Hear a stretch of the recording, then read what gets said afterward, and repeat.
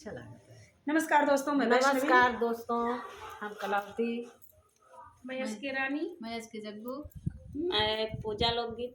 सभी का स्वागत है, वंदन है, अभिनंदन है सभी के चैनल पे। आइए, बहुत प्यारा सा कृष्ण जी का गारी गीत सुनाने जा रहे हैं। बहुत प्यारा गारी गीत है, कैसा लगा कमेंट में जरूर बताइएगा।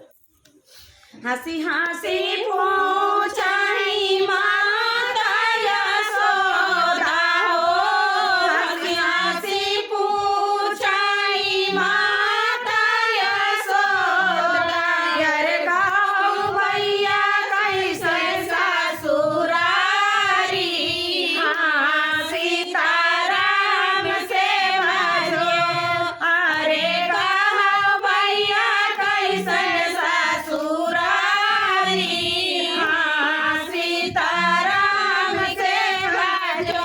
सासू से सरज मैया अधिका प्यारी हो, सासू से सरज मैया अधिका प्यारी, अरे सारवा बड़ाइया अभिमानी, हाँ सीताराम से भजो, यारे सारवा बड़ाइया अभिमानी, हाँ सीताराम से भजो।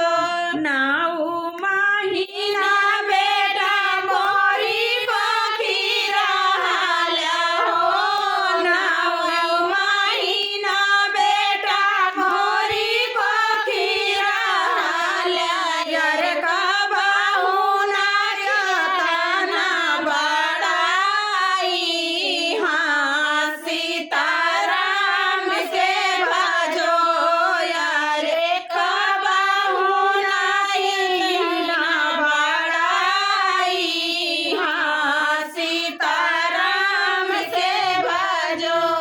एक